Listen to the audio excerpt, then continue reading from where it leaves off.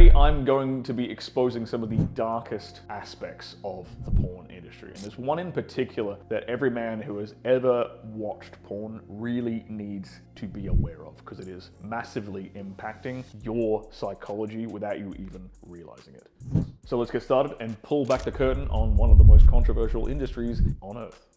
Now, I am a retired adult film star myself, and I stopped shooting back in 2020. And ever since then, ever since I've been on YouTube and I've been a content creator, I have been telling guys not to consume pornography. Although that message has been repeated ad nauseum, I think what I have to tell you guys today might be the straw that breaks the camel's back, so to speak.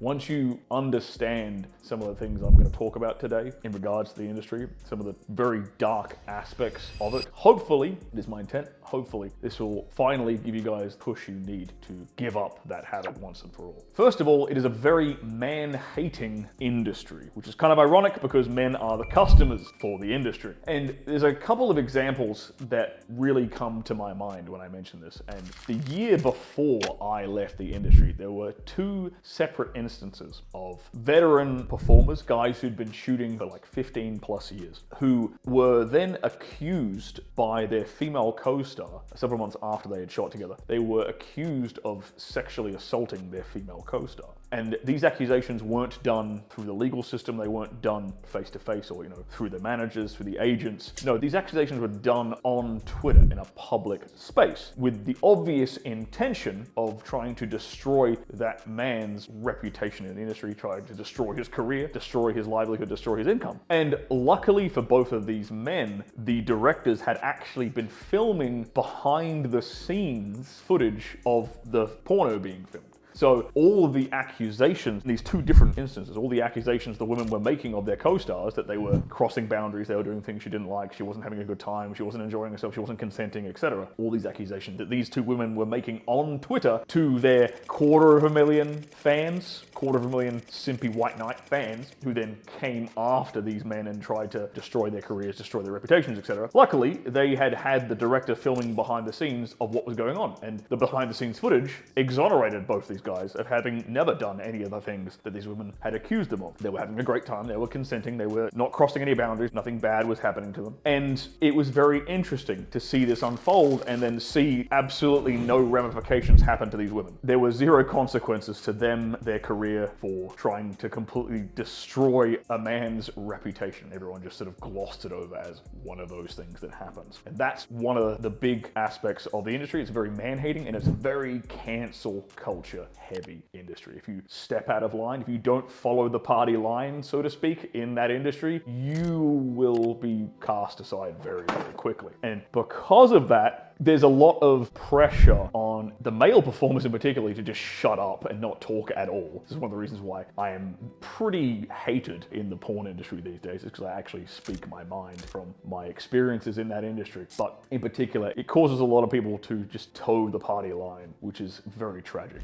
Another dark side of this industry is that most women's careers are actually very, very short. Now, obviously the very famous porn stars and things like that, guys will recognize certain women like Angela White, women like Mia Khalifa. But the median female porn star is only in the industry for somewhere between 2 to 4 years, max. Like, that's the median. Like, the ones who you know and recognize, who've been in it for like 10 years, those are the exceptions to the rule. And what this means is you've got a bunch of young women in particular who are doing something that leaves a permanent imprint on the internet they can't erase, that is going to negatively impact their future career prospects, negatively impact their future dating prospects, negatively affect the lives of any children they have, especially today's day and age. They're going to get bullied all the time in exchange for a few years of employment.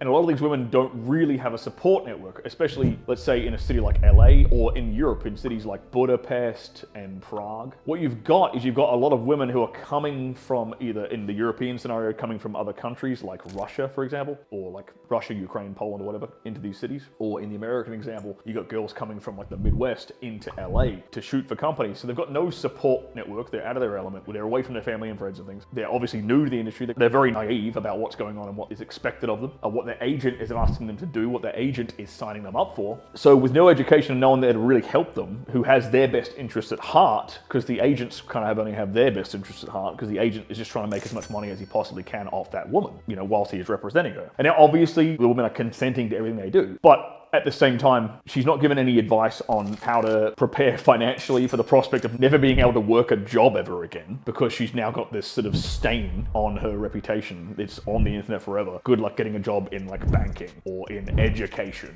after you've been in the porn industry. And nobody prepares these girls for this, and no one prepares them financially. They've got zero financial literacy. Most of their paycheck ends up getting spent on lingerie and makeup. So the real people who actually make money in the porn industry are people who are selling lingerie in Los Angeles. They make a shitload of money out of the porn industry. And especially in regards to like the OnlyFans side of things, the average OnlyFans creator is only making like $200 a month. That's average, on average, across all creators across the entire platform. So a lot of these women, they're being fed this lie that they're gonna make $100,000 a month, $500,000 a month. And that is like the 0.001% of creators on OnlyFans who are getting those results. They're falling for that lie and then exchanging a lifetime of consequences for the prospect of realistically making only a couple $100 a month.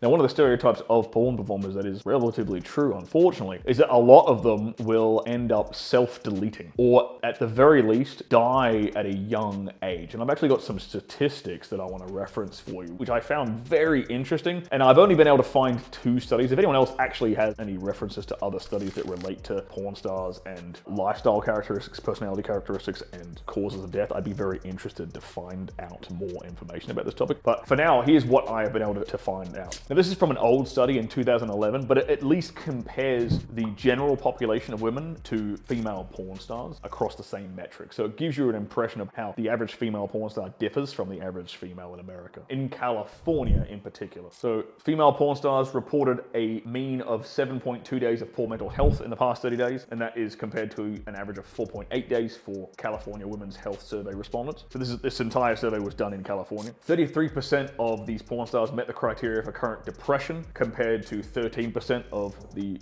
let's say, normal women. Here's another one where the stereotypes do hold up. As children, the adult film performers were more likely to have been victims of forced sex at a rate of 37%, compared to 13% for the California women that responded to the survey. Again, as children, the porn stars were more likely to have lived in poverty at a rate of 24%, compared to 12% for the average Californian woman. And they were also more likely to have been placed into foster care. So that would be 21% for porn stars and 4% for the average Californian woman. In the past 12 months, at the time of the survey, 50% of the performers reported living in poverty, and 34% reported experienced domestic violence, compared with 36% and 6% respectively for the average Californian woman. Now, there was another data sample that I came across, and I'm not sure how solid these numbers were, but they took the deaths of 129 porn stars over a 20-year period, basically from 1990 to 2009, and they just kept track of the ages at which they died and the causes of death. And in that sample size, the average life expectancy of a porn star was only 37.43 years versus the average life expectancy of an American being 78.1 years. And these people died from such causes as drugs, suicide,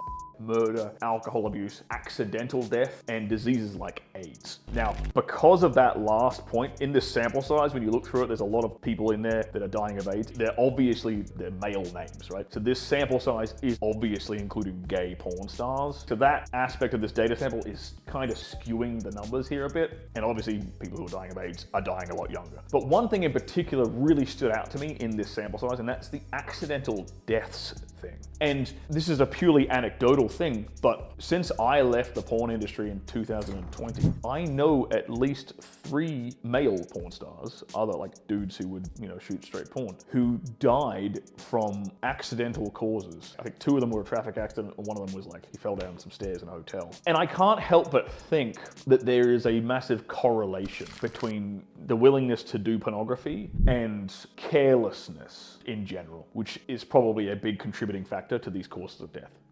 Now, here's another really dark aspect to pornography that I've never heard anyone else really talk about. This is very important for you as a man to understand this if you have ever watched pornography or if you do continue to watch pornography still. Again, I would highly encourage you to not do that. Here's a big reason why. Being in a state of arousal is a hypnotic state. You are very suggestible in that state. You are susceptible to hypnotic suggestion, or suggestion in general. So what this means is that every time you are masturbating to pornography, a particular fantasy or scenario or image or whatever, what you're actually doing is you're accidentally programming your subconscious mind to associate whatever it is you are seeing on that screen with being aroused. And this is why, whenever you look at people who have cuckoldry fantasies, cuckoldry tendencies, they have these sort of open relationships and things, 100% of the time, I guarantee that they will be regular consumers of pornographic material. Because just the act of watching porn is, in its essence, cuckoldry. You're watching another man have sex. And what is that doing to your subconscious? Well, that's subtly programming your brain to find the act of watching another man have sex with a woman arousing. So be very aware of what that is doing to your brain, guys. Now, of course, I can't talk about the dark aspects of the porn industry without talking about Pornhub and the campaign known as Trafficking Hub, the campaign to take down Pornhub. And this is a movement that was founded by Layla Micklethwait in February of 2020. And I'm just going to give you a quick rundown of some of the statistics, some of the very dark and disturbing findings from the Trafficking Hub organization and what they found that was happening on Pornhub and what has happened as a result of that. So if you weren't really around, really aware of what was going on in 2020, Pornhub and its parent company at the time, MindGeek, was actually making money off sexual abuse material that was being hosted on the Pornhub website. So the way that worked was anybody was allowed to upload material to the Pornhub website, and then Pornhub would sell advertising space on their website over the top of these sexual abuse material videos, and in some instances even child sexual abuse material. And there have been well over 100 confirmed cases of child abuse and trafficking that have been permitted on the Pornhub website since 2020. So what has happened since then? Well, nearly 300 victims have sued Pornhub in over 25 lawsuits, including multiple class actions on behalf of tens of thousands of child victims. And there's also a class action lawsuit on behalf of those whose private data was exposed without their consent. Pornhub was criminally charged by the US government and forced to pay $1.8 million for intentionally profiting from sex trafficking. That is nowhere near enough. The thing should be fucking shut down permanently. Visa, MasterCard, Discover, and PayPal cut ties with the website back in 2020 because they confirmed that it was monetizing this sexual abuse material. And as a result of that, Pornhub actually took down about 91% of the entire content that was on the site. Because 91% of the content on the site neither had age verification of the people in the videos or consent verification of the people in the videos.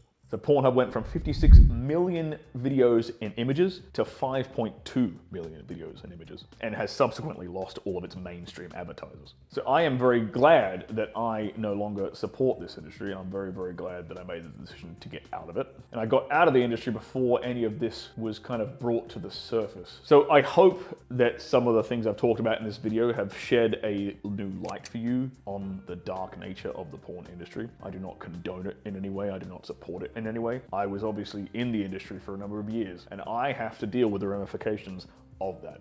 And one of the things I try to do to make up for the fact that I contributed to this horrible industry is tell guys like you to stop watching pornography.